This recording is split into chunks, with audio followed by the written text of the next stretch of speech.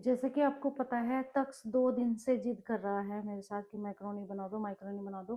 और मैंने देखा टमाटर भी खत्म हुए हैं, तो मैं एक सिंपल सी कि बच्चे को बिल्कुल हेल्दी और उसमें ज़्यादा स्पाइसी वगैरह नहीं डालूंगी। और मैं बना रही हूँ उसके लिए सिर्फ 2 चीज़ों से। अगर आपको झटपट बनानी है मैक्रोनी तो एक प्याज और मैक्रोनी और नमक और थोड़ी मिर्च और सॉस, टमाटो सॉस, बस इससे मैं आपको बनाकर दिखाऊंगी मैक्रोनी। तो देखो, मैंने यहाँ पे प्याज काट लिया है और यहाँ मैंने ले ली है 1 कटोरी मैक्रोनी। और मुझे बस तक्स के लिए बनानी है तो मैंने एक छोटी सी कटोरी ली है, देखने में बड़ी लग रही है लेकिन छोटी सी कटोरी है। अब मैंने पानी उबलना रख दिया है। पानी में मुझे डालना है नमक। और नमक डालने के बाद मुझे थोड़ा सा तेल डालना है। इसमें तेल क्यों डालते हैं, क्योंकि फिर ये चिपकती है, वरना अगर इसमें तेल नहीं डालते हैं तो चिपकती है, इसलिए हम इसमें तेल भी डालना ज़रूरी है। और हम इसे बॉईल करेंगे। बॉईल करने के बाद इसमें हम मैक्रोनी छोड़ देंगे। और उसके बाद इसको जब ये 80% कुक हो जाएगी तब तक हम इसको बॉईल करेंगे। और देख सकते हैं पानी अच्छे से बॉईल होगा तभी हमारी मैक्रोनी भी अच्छे से बॉईल होगी। और नमक भी हमें दोनों तरफ ध्यान रखना है कि उबालते टाइम भी हमने नमक डाला है और वैसे भी हमें नमक डालना है, तो उसी हिसाब से नमक डालें। और मैंने देखा है कि ये 80% कुक हो गई है, तो मैंने इसको निकाल कर अलग बाउल में रख लिया है। अब मैंने तेल डाल दिया है इसमें और तेल डालने के बाद मैंने इसमें चॉप्ड अनियन डाल दिए हैं। मैंने उनको काट के रखा था पहले से ही, तो उसमें मैंने चॉप्ड अनियन डाल दिए हैं। अब मैं इनको ब्राउन होने तक ऐसे ही भूनूंगी। और इसके बाद चॉप्ड अनियन हैं जो मेरे, वो हो गए हैं ब्राउन। अब मुझे इसमें डालनी है मैक्रोनी। और हमें ना, अगर इसमें तेल नहीं डालते हैं ना तो हमारी ये चिपक जाती है। तो ऐसे ही फिर मैंने इसमें, ये हमारी हो गई है।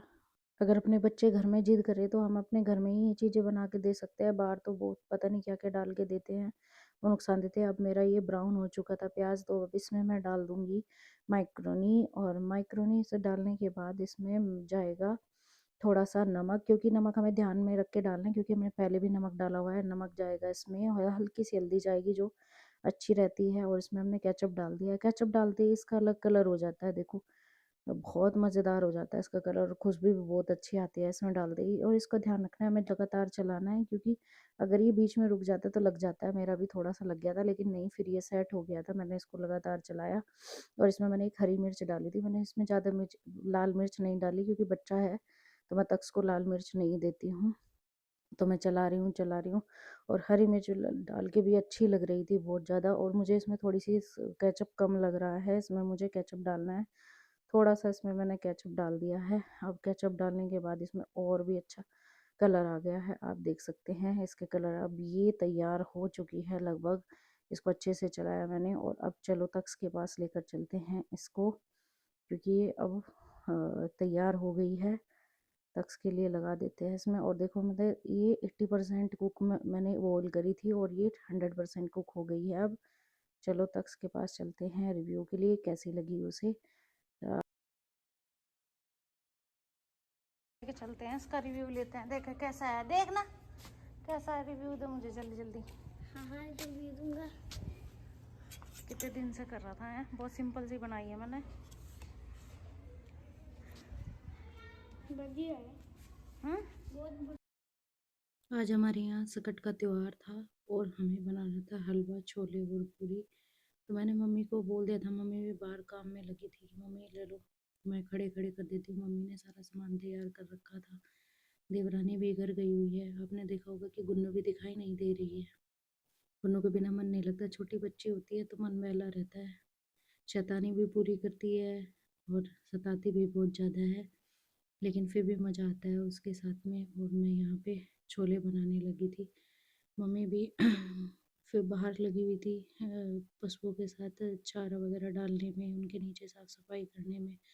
और फिर मम्मी को दूध भी निकाल के लाना था, तो मम्मी कब तक ही करती। मैंने सोचा चलो खड़े खड़े मैं खाना बना देती हूँ। लेकिन अब थोड़ी जल्दी थकान हो जाती है, तो बीच बीच में रेस्ट किया और मैं करती रही। लेकिन यही होता है कि खाना बनाना एक तरीके का पीस भी होता है। जैसे रसोई में कदम रखते हैं तो अपने आप मन हल्का हो जाता है। और मैं हमेशा भजन कीर्तन करते हुए ही खाना बनाती हूँ। हमेशा भजन चला रहता है मेरे फ़ोन में। और जब मेरा मन नहीं होता है तो मैं बिल्कुल एक तरफ रख देती हूँ।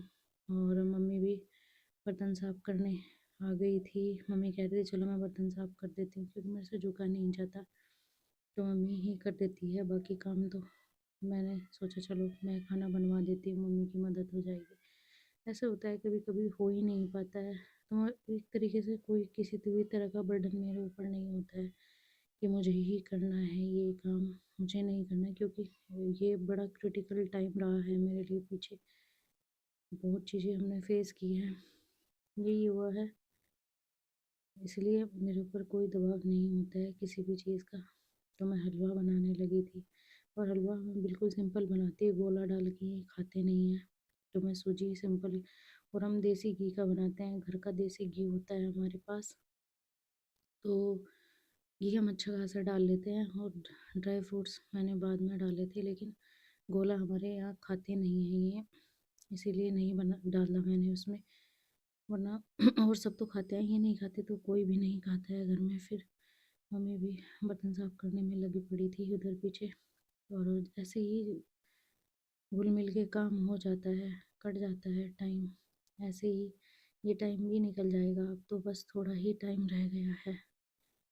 भगवान से प्रार्थना करती हूँ सब कुछ ठीक हो जाए बस, उसके बाद फिर अपने आप पे पूरा ध्यान देना है, अपनी चीज़ों पे ध्यान देना। और ये इस प्रेगनेंसी में मुझे समझ में आया कि दिक्कतें, शरीर अगर हमारा ठीक नहीं है तो दिक्कतें बहुत सारी आती है, बहुत कुछ हमें फेस करना पड़ता है।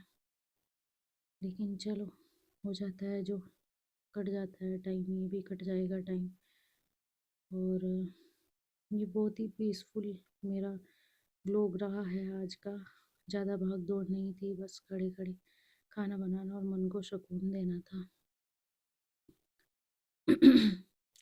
आज खाना बनाते बनाते लगा कि सिर्फ खाना नहीं, बल्कि अपने थके हुए मन को प्यार से सहलाना है।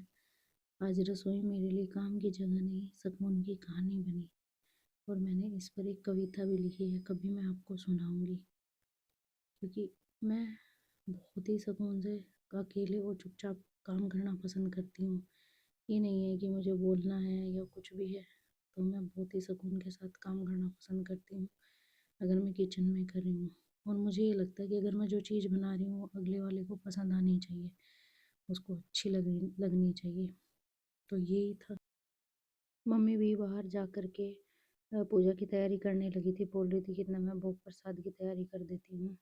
और इधर ये भी आ गए थे, और इनके लिए भी मुझे, अब मैंने कढ़ाई बीच में उतारी क्योंकि मुझे हलवा गर्म करना था।